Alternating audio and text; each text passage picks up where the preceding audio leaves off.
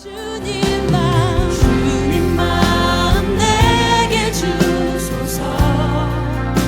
내 아버지 주님 마음 내게 주소서.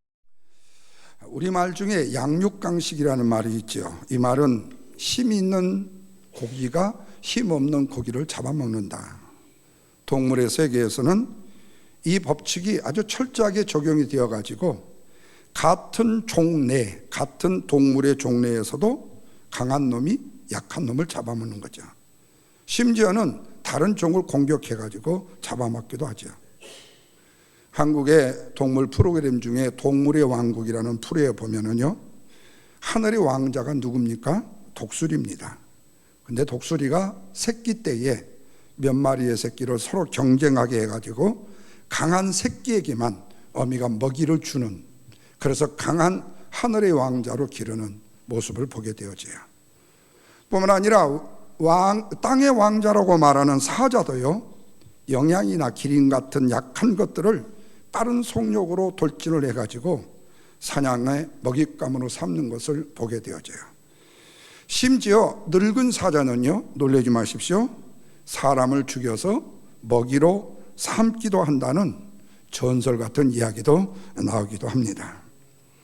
그런데 이렇게 동물이 본능에 따라서 움직이는 동물처럼요, 만물의 영장이라고 말하는 인간에게도 개인의 관계에서나 국가의 관계 속에서, 국제관계 속에서도 양육강식은 그대로 존재하더라는 말씀입니다. 이 말은 강자가 약자를 지배하거나 심하면 힘 있는 자가 힘 없는 자를 잡아먹는 시대란 말씀입니다. 그것뿐만 아닙니다. 큰 회사가 작은 회사를 집어삼키기도 하죠. 돈 많은 사람이 돈 없는 사람을 지배하기도 하고, 권력이 높은 사람이 권력이 낮은 사람을 지배하는 시대가 되었어요. 그래서 남편이 소령이면 그 아파트에 소령 부인이 소령이 되는 거예요. 대장이면 대장 부인이 되는 거고, 마치 대통령이면 그 부인이 대통령처럼 행동하는 이런 참 보기에 흉한 일들이 일어나게 되죠. 다시 말하면 본부를 망각해버리는, 자신의 위치를 망각해버리는 이런 모습들이 세상에서 양육강식으로 벌어지고 있다는 사실입니다. 오늘 본문의 이야기는 우리 제임스 설교에도 앞부분을 설교를 했는데요, 아브라함의 이야기로부터 시작이 됩니다. 아브라함에게 두 아들이 있었습니다. 하나는 아내였던 사라에게서 낳았던 온순하고 그리고 순종적인 아들 이삭, 그리고 또 하나는 사라의 몸종인 하갈에게서 낳았던 저돌적이고 야성적인 성품을 지닌 이스마엘이 있었습니다. 그러나 하나님께서는 이삭을 후손으로 인정을 하셨습니다. 그러자 이삭이 리브가라는 아내를 맞이했는데 우리 피로와 자시아처럼 쌍둥이 두 아들을 낳게 되었습니다. 그런데 두 아들의 성격이 너무나도 대조기적이었어요. 장자 에서는 이스마엘처럼, 자기 삼촌 이스마엘처럼 야성적이었습니다. 그런데 야곱은 아버지 이삭을 닮아서인지 굉장히 온순했습니다. 그런데 아이러니한 일이 있어요. 그렇게 온순했던 이삭이 야성적인 예서를 더 좋아하더라는 겁니다. 물론 성경에는 짐승을 잡아서 맛있는 횟감을 떠다 주었기 때문에 좋아했다고도 했지만, 어쨌든 이삭은 야성적인 예서를 좋아했습니다. 그리고 어머니 리브가는 온유한 성격의 야곱을 좋아했습니다. 그런데 문제는 하나님께서 당연히 강자로 여겨졌던 장자에게 채워져야 될 목마름이 약한 자로 여겨졌던 야곱의 목마름으로 왜 체인지에서 채워지게 됐는가 하는 사실입니다. 그래서 먼저는 야곱과 예서의 성격이 어땠는가를 살펴보려고 합니다. 본문 27절 말씀해 보시면 야곱의 성격은 뭐였다고 그랬죠? 조용한 성격이었고 그는 장막 안에 거하는 사람이었다 그랬어요. 이 말은 야곱은 집안에서 어머니를 돕는 사람이었다라는 말씀입니다. 그런데 여기 조용했다라는 성격의 이 말의 뜻을 좀 더 영적으로 풀이해 보면 하나님의 말씀을 묵상하는 사람이었다고 표현할 수 있습니다. 왜 그랬을까? 어머니를 통해서 하나님께서 할아버지 아브라함을 통해서 자기 가문에 주신 언약의 내용인 장자권의 중요성을 깨닫고 이해했던 사람이었다고 표현할 수 있다는 말씀입니다. 그런데 반면에 27절 말씀에 에서는 뭐라고 그랬습니까? 들사람이요 사냥꾼이라고 했습니다. 에서는 짐승의 꽁무니만 쫓아다니면서 호탕하고 그리고 단순 무식한 사람이었다는 겁니다. 이 말을 좀 더 풀이해서 비약하자면 이 사람은 물질주의자요 현실주의자였다.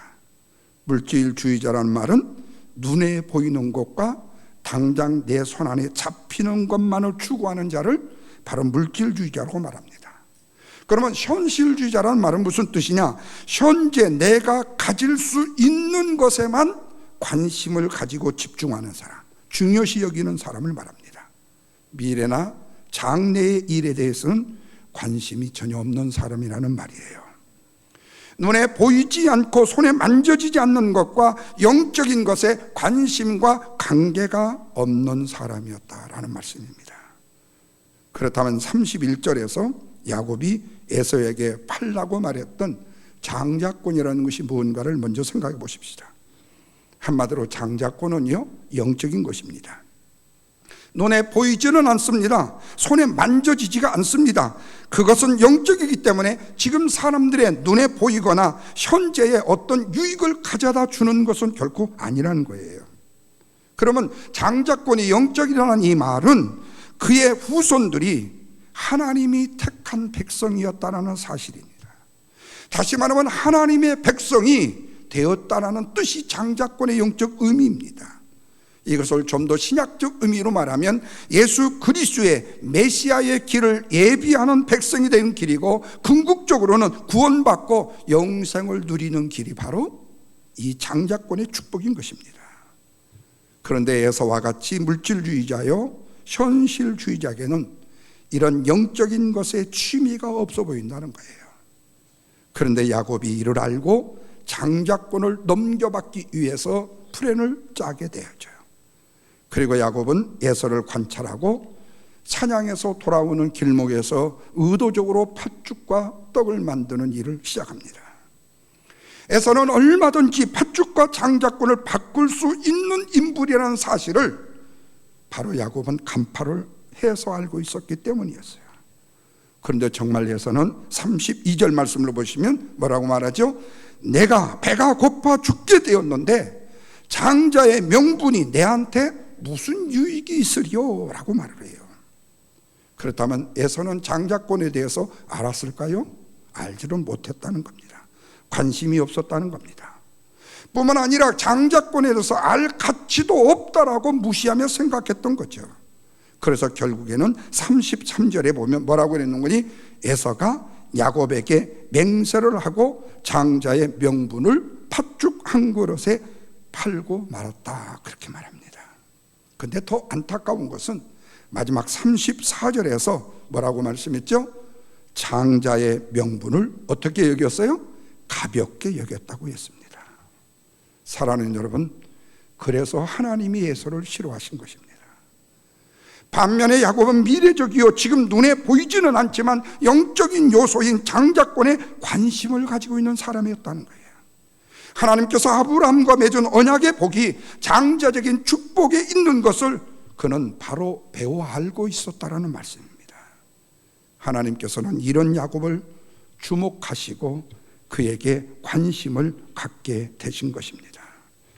여기서 우리는 야곱과 에서를 통해서 우리가 진정 영적으로 목말라 해야 될 사명이 무엇인지, 그리고 내가 육적으로 지켜야 될 사명이 무엇인지를 보게 되어져요.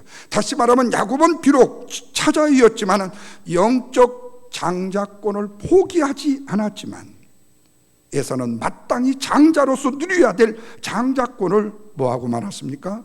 포기하고 말았다는 말씀입니다. 여러분, 오늘 우리에게도 어렵고 힘들지만 거룩한 욕심을 가지고 우리가 누려야 될 축복이 있습니다. 그 축복을 위해서는 우리가 어떤 것도 포기해서는 안 되고 어떤 것도 우리는 양보해서는 안 되는 거예요. 그런데 우리는 너무나도 쉽게 내가 누려야 될 영적 장자권의 축복을 포기하고 내동댕이 친다라는 거예요. 힘들고 어려우면, 아니 내가 시간이 없고 내가 어떤 형편이 되어지게 되면 그 소중하고 귀한 일들을 놓치고 내려놓는다는 거예요. 마땅히 누려야 될 영적인 축복을 잃어버리는 어리석음이 없어야 되는데 그 어리석음의 한가운데 누이는 경우들이 많다는 거예요. 사랑하는 여러분, 우리가 큰 교회에서 마치 200명, 300명의 오케스트라의 성가대와 찬양대가 하나님의 영광을 돌릴 때에는요, 절대로 지각하지 않습니다. 절대로 빠지지 않습니다. 어떤 일도 우선순위가 되어집니다. 왜? 내 자리가 한 번, 두 번 빠지게 되면 언젠가는 잘리니까요. 그런데 조그마한 교회에서는 내가 아무리 빠져도 아무런 상관이 없고 오히려 내가 싫고 내가 힘들고, 그러나 꼭 기억해야 될 것은 있습니다. 하나님이 보시는 영적인 장자권의 축복은 큰 교회 수백 명 안에 들어있는 성가대 대원 한 사람의 그 영적인 일이나 적은 교회에 숫자에 들어있는 한 사람의 영적인 축복권은 전혀 다름이 없이 똑같다는 얘기예요. 하나님 보시기는 모두 다 귀한 소중한 영적인 장자권으로 보신다는 거예요. 그런데 우리는 너무나도 쉽게 나에게 주어진 일들을 포기하고 내가 내려놓고 그리고 내가 소홀히 여기고 마치 장자권을 경홀히 여겼던 에서처럼 스스로 축복의 원을 놓아버리고 만다는 거예요. 거룩한 욕심이 없다라는 거예요. 그러니 영적으로 날마다 퇴보입니다. 영적으로 날마다 성장함이 없이 그저 그런 신앙에 욕심 없는 사람으로 돌변하기가 쉽다는 거예요. 바라기는 야곱처럼 거룩함을 지키되 에서처럼 소홀히 여기는 일이 없기를 주님의 이름으로 축원합니다. 두 번째로, 그렇다면 에서는 왜 영적인 축복을 소홀히 여겼는가 하는 거예요. 그것은 스스로 자기 위치가 있고 스스로 자신은 힘이 있다고 생각했기 때문입니다. 다시 27절 말씀에 에서는 익숙한 사냥꾼이었고 들 사람이었다.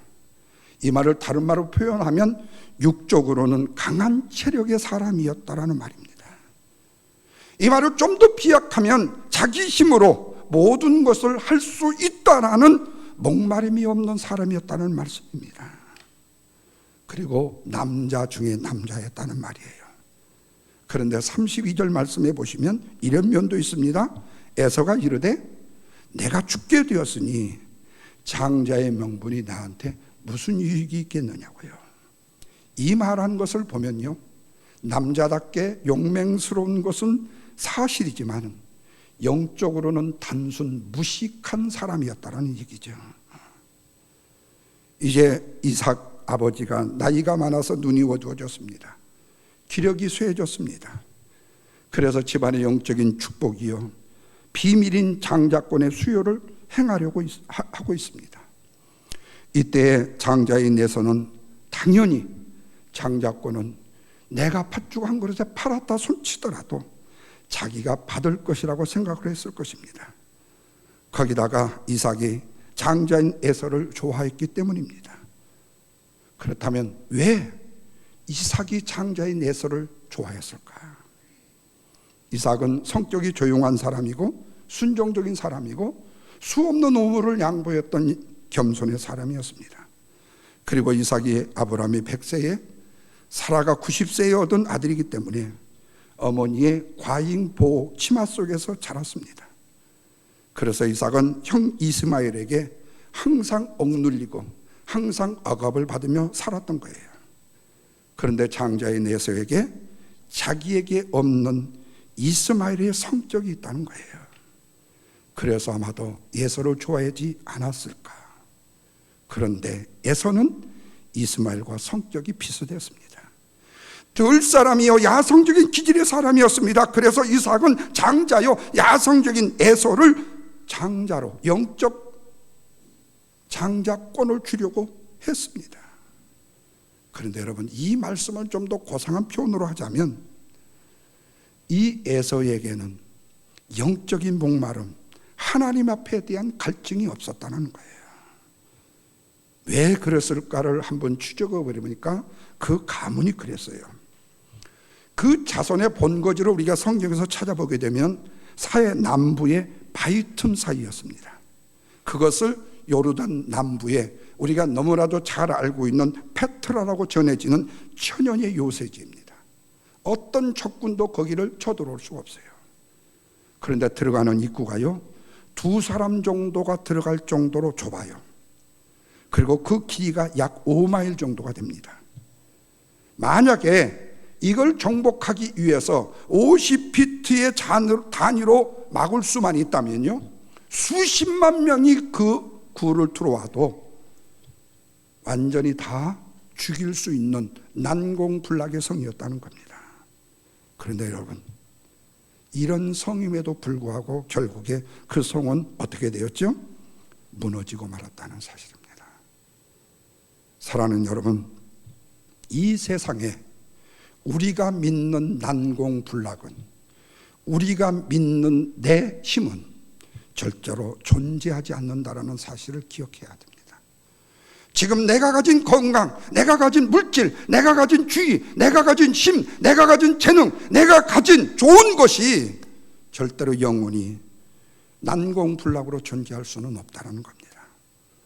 언제든지 쇠해질 수 있고, 언제든지 적어질 수 있고, 언제든지 낮아질 수도 있고, 언제든지 무너질 수도 있다는 사실입니다. 그토록 위대했던 바벨론도 무너졌잖아요. 그토록 유명하다고 힘이 있다고 말하던 알렉산더도 무너졌습니다. 한때 모든 길은 노마를 하고 말했던 그 노마도 무너지고 말았습니다. 이렇듯이 에서의 자손 에돔도 강했지만 순간에 무너지고 말았습니다. 왜 그랬을까요? 2가지입니다. 하나는 에서는 영적인 삶과 관계가 없는 인생을 살았기 때문이에요. 또 하나는 하나님의 뜻은 자기에게 야성적이 없다고 영적인 장자권을 야성적인 자기 아들 에서에게 주려고 했던 이삭의 뜻과 하나님의 뜻은 같지 않았기 때문이었어요. 이 말을 종합해 보면 무엇보다도 이삭에게 뿐만 아니라 그 에서에게 하나님을 향한 영적인 목마름이 없었다는 말씀이에요. 그래서 그는 소중하기 그지없는 영적인 장자권을 소홀히 할 수밖에 없었던 것입니다. 사랑하는 성도 여러분, 혹 우리에게도요, 내가 가지고 있는 조그마한 쥐꼬리만한 힘이 있다고, 재능이 있다고, 그 힘을 의지하고 그 재능을 의지하고 있지는 않습니까? 아니면 지금 내가 가지고 있는 그 주의가 조금 쥐꼬리만 하다고 다른 사람을 시기하고 질투하고 짓누르고 내가 그 자리 위에 서겠다는 이런 일념을 가지고 영적인 일에 이 축복에 소홀히하고 있지는 않는지요. 만약 그렇다면요, 우리의 마음과 생각을 바꾸셔야만 합니다. 강하지만 영적 몸마름의 갈구는요, 잃어버리지 말아야 된다는 말씀입니다.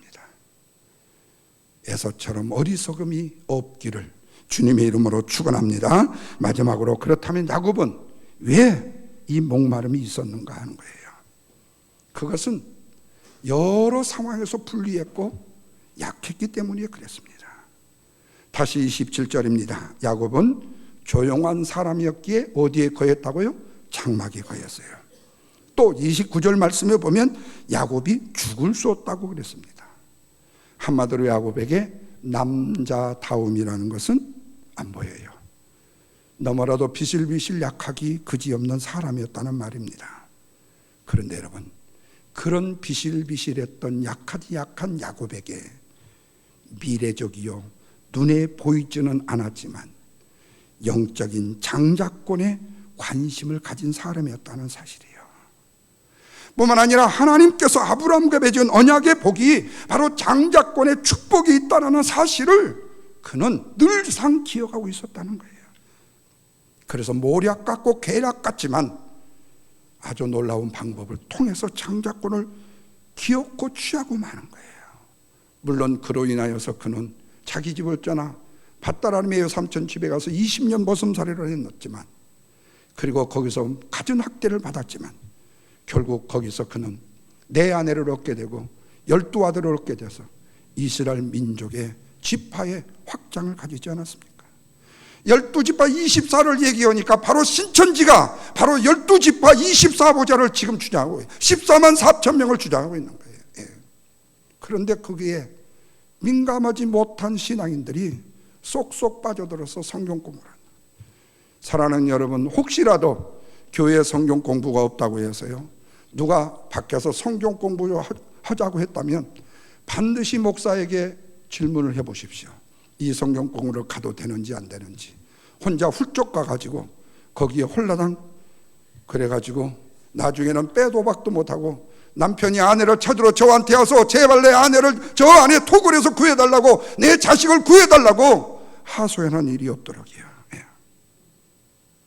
장자권을 얻기 위한 방법을 야곱은 계획을 해요. 하나님은 이런 야곱에 대해서 주목하시고 관심을 가지십니다. 야곱에게는 채워지지 않는 목마름이 있었기 때문에 그렇습니다. 그러나 야곱은 한때 이 장자권 때문에 사랑하는 아버지 어머니를 떠나서 정든 집을 떠나서 애삼촌 집에서 무려 20년 동안 고생을 했잖아요.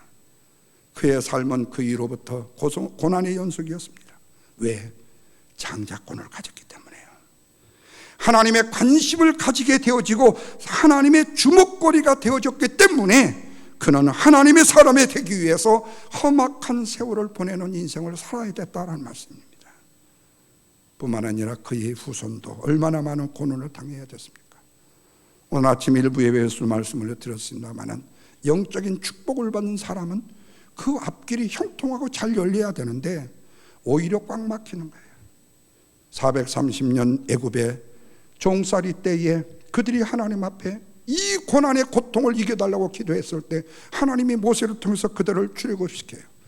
그러면 강야도 아니고 가나안 땅이 평안하고 먹고 노는 평안의 땅으로 하나님이 인도해 주셔야 되는데 광야로 나가자마자부터 뭐예요? 앞에는 홍해요, 좌우는 리비딤이요, 뒤에는 애굽 군대가 쫓아와요. 죽을 고비를 남길 때 하나님이 모세를 통해서 홍해를 가르셔요. 광야 40년을 하나님의 말씀에 순종하며 살지 못하다가 결국에는 40세 이상의 광야에서 다 죽게 됩니다.